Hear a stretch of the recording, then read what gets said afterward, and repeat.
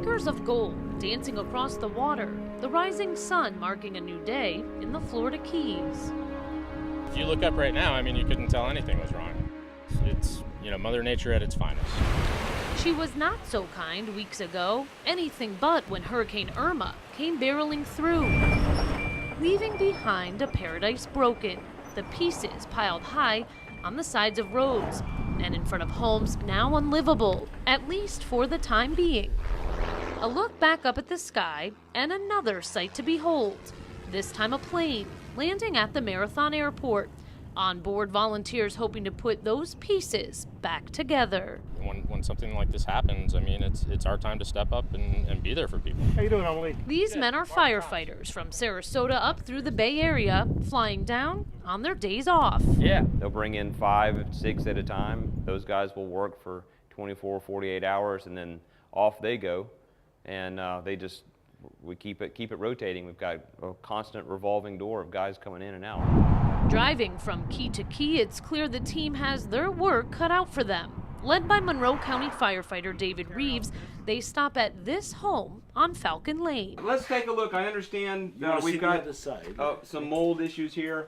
And with that, they get down to it. Wheelbarrow after wheelbarrow, full of debris, still washing up from the canal during high tide. Homeowner Gregory Salvechis can't sit still, even with a bandaged foot, infected after he stepped on a nail while trying to clean up by himself.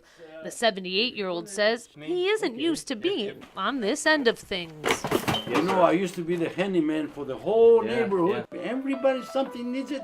Gregory has it. Take that whole piece, Chris. Now these younger guys, as Gregory calls them, are taking over. Get it up.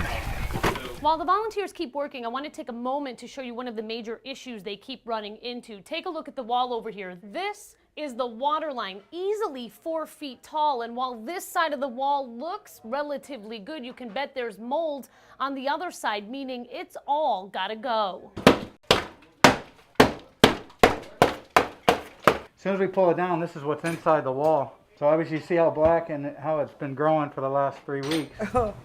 Gregory's wife Dolores looks on as the drywall and much of the ceiling is carted away.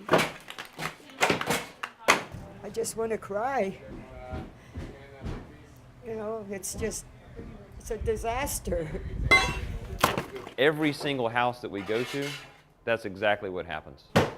It's overwhelming to the point where people are ready to completely walk away from this life and not return.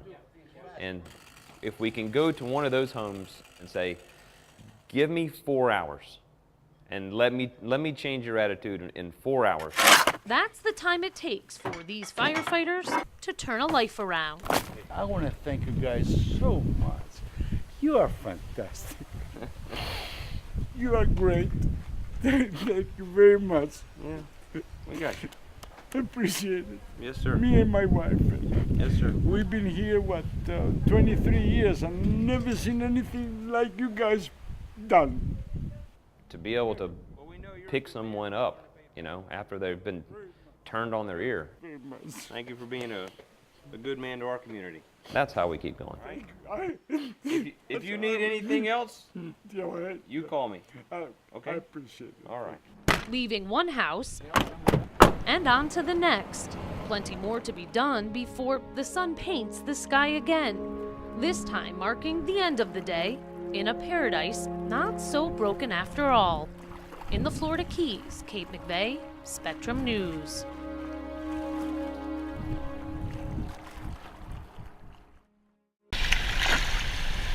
Yeah, baby!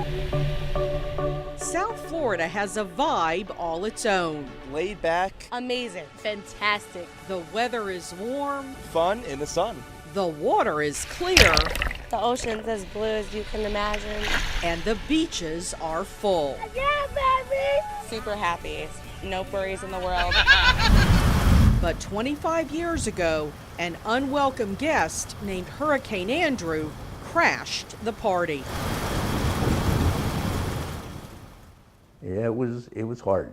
It was very hard. Bill Zinn and his wife Sandy look back on August 24th, 1992 with a mixture of pride and pain. I don't think I ever cried as much as I did following this storm.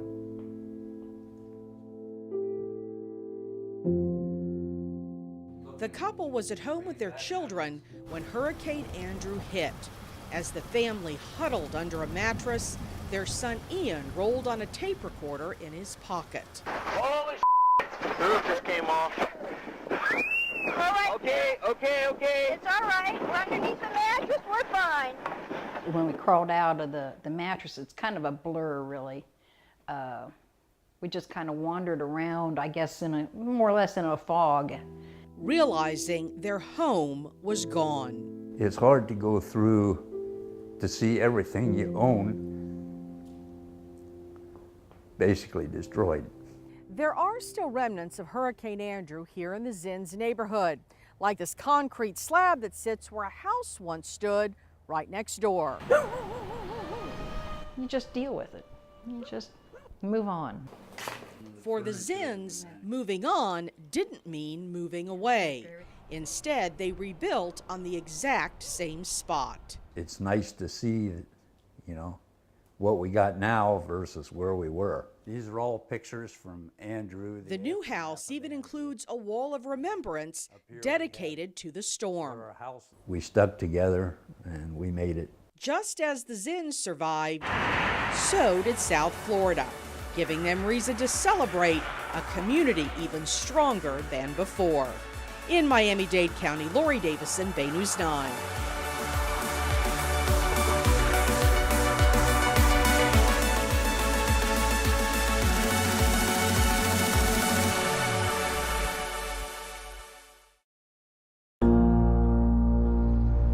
Homestead is a land of wide open spaces. You knew everybody, and everybody knew you.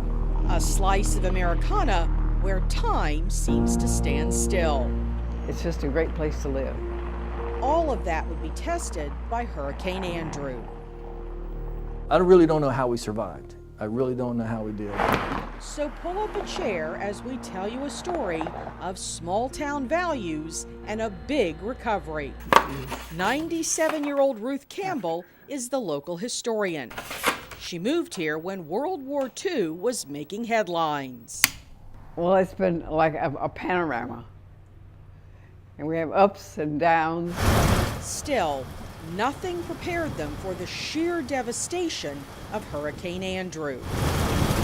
Oh, it did. It affected everybody, one way or another.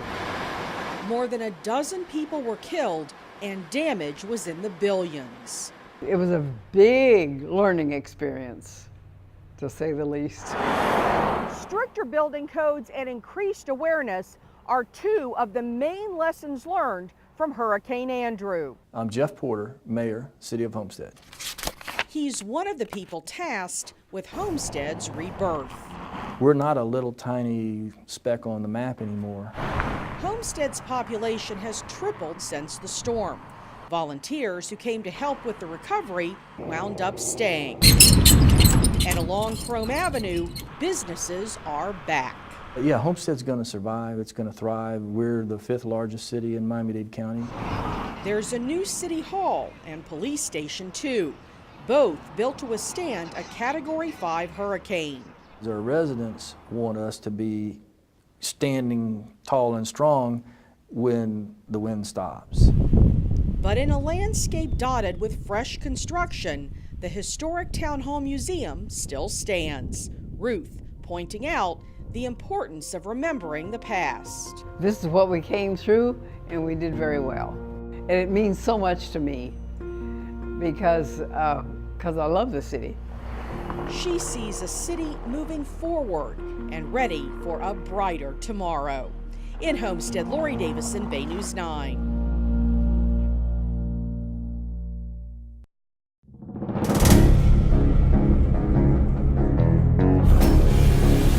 Wow is the best way to describe it.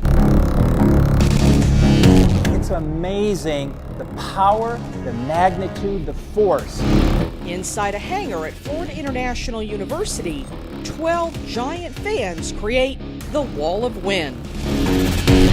A hurricane simulator designed to put building codes and supplies to the test. 25 years ago, the wall of wind didn't exist. Now, researchers are able to simulate hurricane-like conditions within these 4 walls and use models like this to show how those conditions could affect things like walls and windows in actual buildings. And you get a little taste of what a Category 5 hurricane is and can be. And it does give you that respect that, boy, those things are powerful and they can do a lot of damage. It's a lot more than just a wind tunnel. The fans bring the air in from that end, and then they contract that flow of air so it speeds up.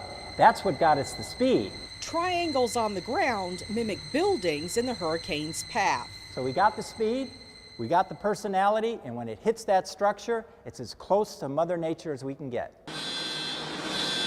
The goal is to see if building codes implemented since Hurricane Andrew can withstand nature's force. In this test, the advances of the tougher post-Andrew code seemed pretty clear.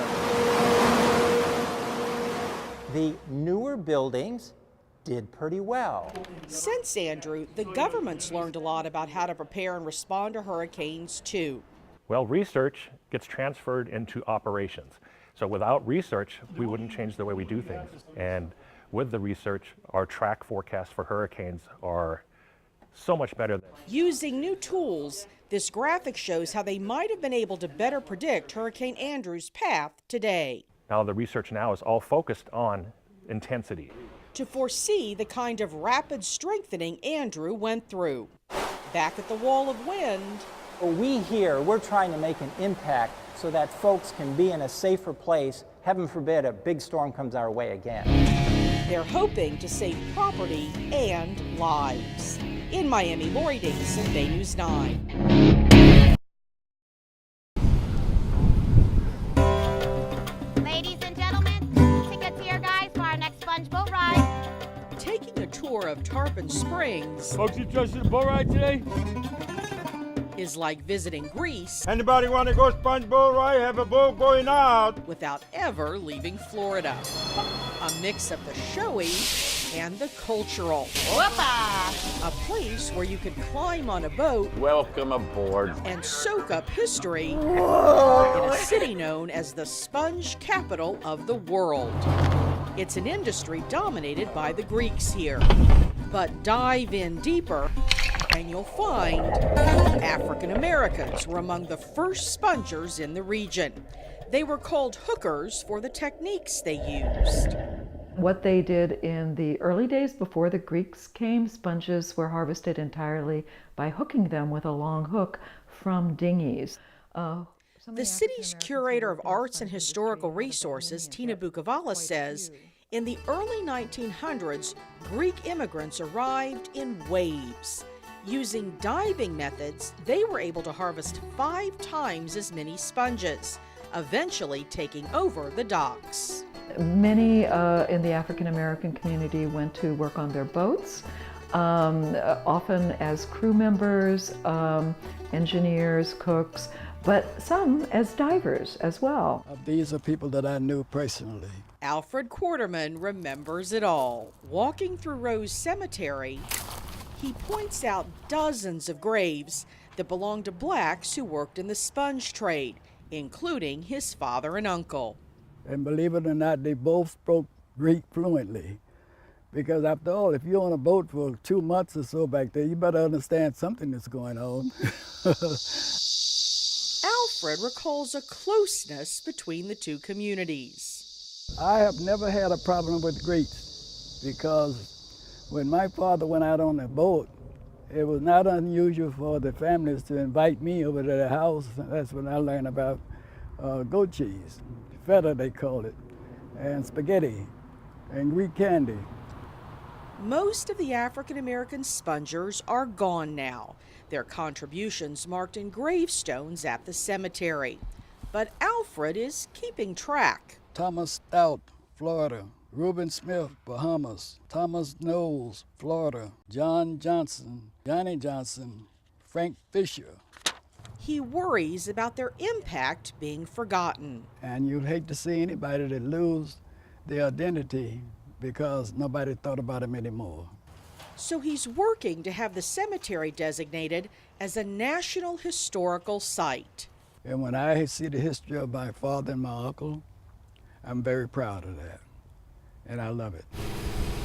The pioneering spirit of those early spongers still living on in people's hearts and minds on the docks to this day.